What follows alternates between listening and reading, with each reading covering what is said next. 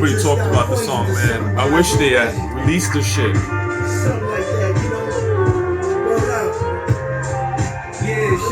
Now let's put his foot in this beat, man.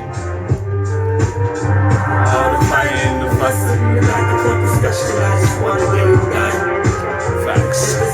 Calories, running on salary, and I just wanna get it done. From the minute of commitment, when it started acting different, yeah, shit got it done. Just because I'm slowed up, hold up, I ain't done. Trying to play around, yo. Get down. Talk, say it loud. Hallelujah. Praise the Lord. Can't fall. Break on. Then I'm hell on. Can't roll. But I'm the greatest, you didn't know it. Now flow. Vacate. Cabo. Motto. Decade. Cabo. This was flames. Now I ain't even done. Alright, why am I playing this? See, that's an R&B singer doing R&B-ish, but in a hip-hop way. There is a difference, okay? Because that beat is a hip-hop beat, okay? And the way that Omarion he was basically rapping. He was sing-rapping on it. But it was hard. And then again, there's a difference, right? Like, you compare it to some of, like, maybe, like, a Chris Brown or even with, Drake, which I'm about to talk about in this video. And obviously there's a difference. It's not hip-hop, right? Hip-hop has a certain energy, a certain feel. There's a mischievous, kind of like fly, funny, aggressive, but kind of cool at the same time. And that's hip-hop. The beat hits a certain way, the snare's harder, right? These are hip-hop things. And so the way that Omarion did it was dope. I wish that the song actually came out. I don't know why it didn't. I guess maybe they couldn't get it cleared. I was like, when this came out, I was like, this is dope. And they never did a video. Anyway, that's beside the point. Let me talk about some shit that, I've been into. Obviously, I've been playing a lot of Joy Division because I was talking about it in a previous video. Actually, 2 previous videos, I guess. But so I listened to some Joy Division.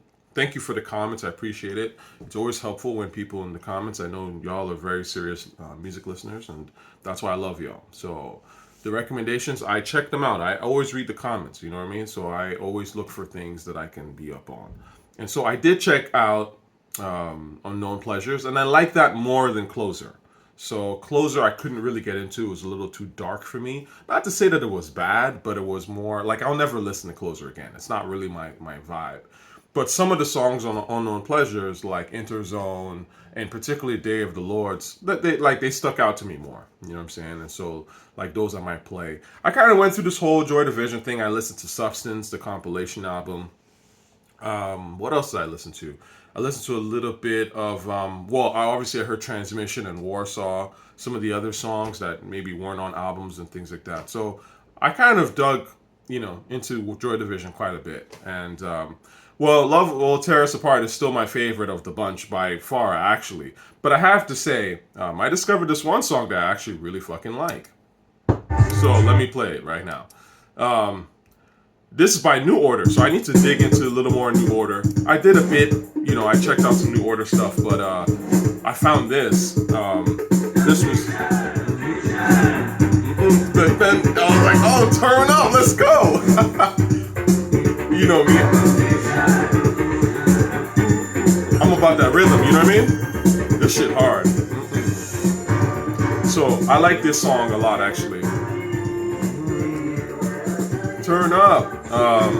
Of all the New Order songs I heard like maybe 5 or 6. Obviously, I've already heard Blue Monday. I'm very familiar with Blue Monday, so I heard that before. But again, I had no idea that New Order and Joy Division were like the same people. That's pretty wild. Totally different styles in a way. But yeah, I like this Confusion song.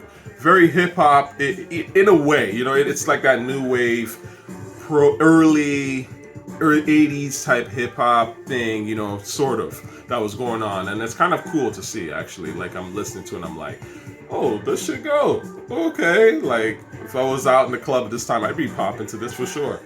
Doing all that shit. So it was cool.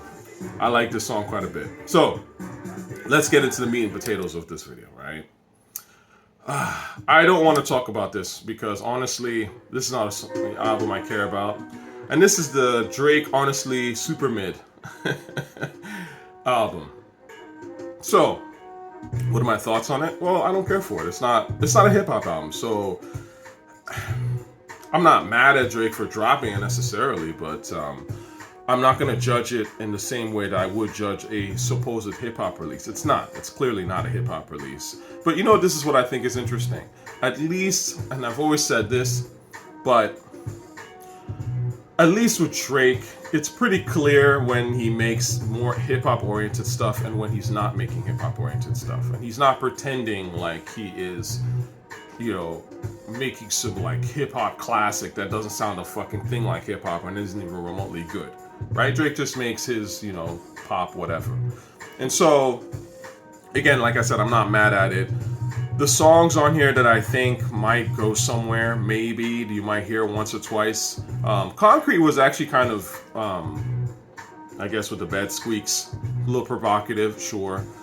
Massive, I think was... all these songs are meant to me, right? Like, again, I'm not a house guy, so I can't say how dope this is, for a house thing. I never was a huge house fan anyway. I'm familiar with Black Coffee for sure, but I don't think that this stuff is all that great, to be real with you. And I'm actually kind of surprised that Drake, given 2022, I don't know when this was recorded, but I'm surprised he didn't do some more, like any Emma Piano stuff, you know what I mean?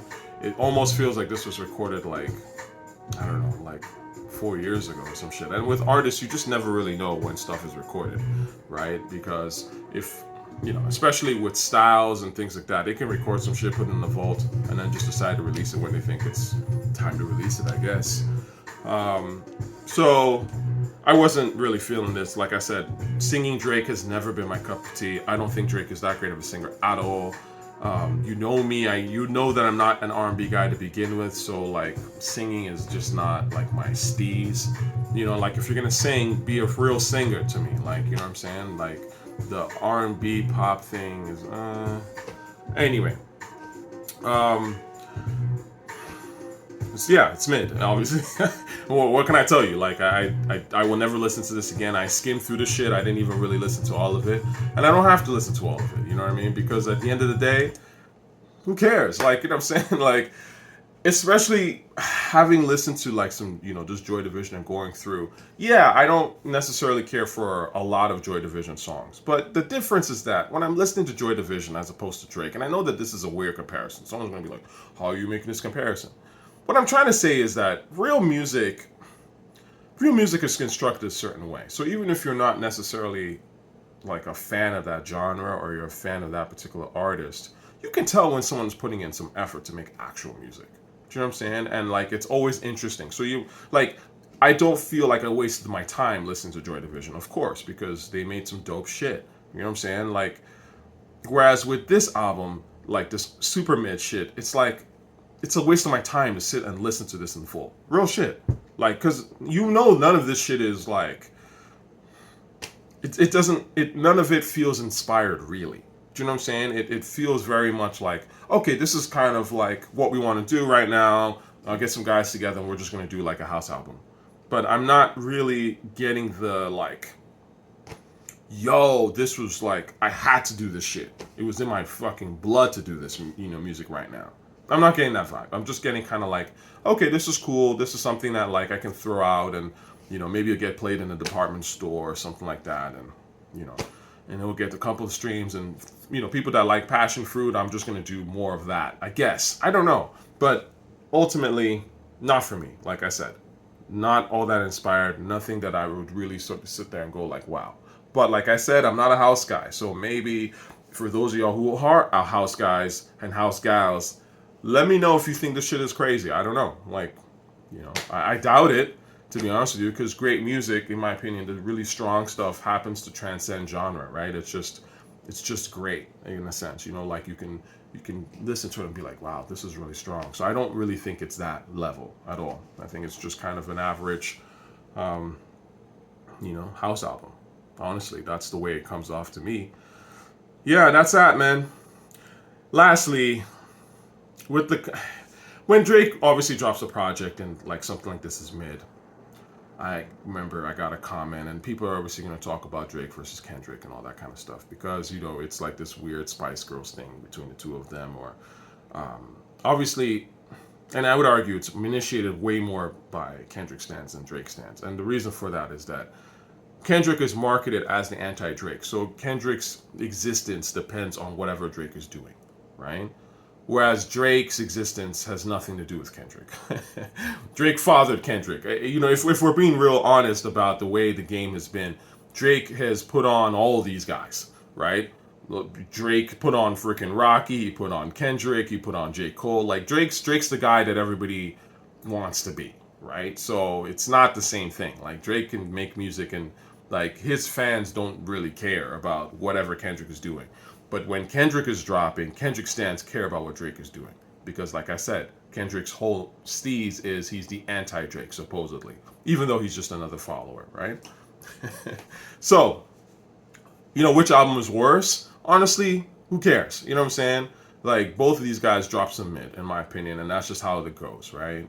Now, it is shocking to me that these supposed Drake and Kendrick are at the top of the game. This is what y'all tell me of this rap shit. And they've dropped neither a hip-hop album between the two of them, which is crazy. Can you imagine? In my day, can you imagine Jay and Nas dropping albums? Oh my God. Nas drops an album that's like polka dot music mixed with like hard rock and and calls it hip hop, right? And then Jay drops like, I don't know, like a rave album or some shit. Like, and we would be like, what the fuck is this? You guys are done. You're garbage.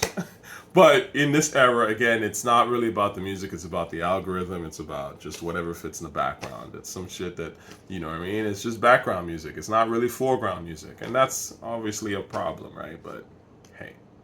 So what did y'all think? Did you like this album? I didn't really give a shit about it. Like I said, there's new talent out here that I'm much more interested in, hopefully. Shout out to my girl Cottonmouf. If you haven't seen that video, check it out. Like I said, man, I like real shit. I like good shit. You know what I'm saying? On a boat with my niggas like Tom Sawyer. That was the line. Honestly, when I first heard that record, I remember like when I first heard Cottonmouf in general, but when I heard that line, I was like, oh, this girl's special. This is different. This is some Slick Rick-ish type thing, but like different. You know what I'm saying? And you know, lyrically, that's not something that everyone says. No one is like on a boat with my niggas like Tom Sawyer. No one's saying that shit. Like, you know what I'm saying? And even before that, let me just go into Cottonmouf for a second, right? See, Cottonmouf raps like how, in my opinion, people used to rap when we actually cared about bars. The lines kind of followed each other. There was some sort of a logic progression, right? So there's a line where she says, not a rapper moving forward, I'm an author, right? On a boat with man's like Tom Sawyer. So she's introduced the concept of literature in the previous bar.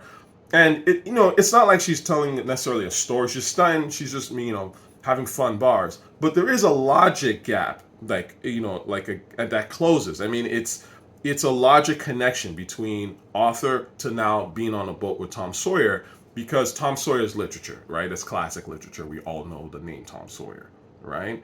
And so when you're on a boat like Tom Sawyer, it's like this, it's a cartoonish sort of classic literature vibe that I really like about it. And it's not something that everybody says. You know what I'm saying? Again, when she's even like, I ain't Alicia Keys, bitch, I ain't taking orders. If you don't know my name, right? Connection to the previous bar, right?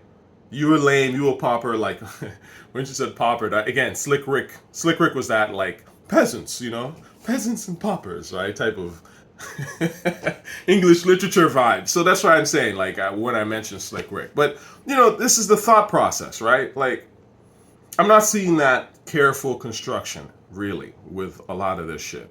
I'm seeing just sort of like, oh, I recorded some shit, let me just throw it out there. And like I said, that's been rap. Honestly, rap has been like that for the last like 20 years. So I'm not surprised, right? The masters of this just throw some shit out there. Sloppy shit are obviously your boy Kanye and your boy Lil Wayne, right? And this is what a lot of people are borrowing shit from, right? It's just like, I'm just gonna record some shit in the moment, boom, throw it out. Like, you know what I'm saying? And then put that, add a narrative to it so that the stands can really, gel behind it. But, it's flimsy shit. It won't last, right? In the grand scheme of things, don't care about this album. I got more interesting videos coming, I'm sure. Let's do this damn thing. Love y'all. Have a wonderful weekend, and we gonna talk later, all right? Peace.